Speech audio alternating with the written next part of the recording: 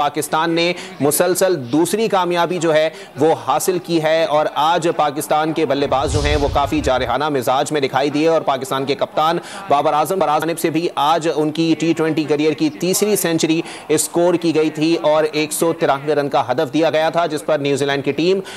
मुकर्ररा हदफ जो है वो हासिल करने में नाकाम रही, जिसके बाद अब ये सामने आ चुका है कि न्यूजीलैंड को जो है वो मुसलसल दूसरी शिकस्त का सामना रहा। पाकिस्तान ने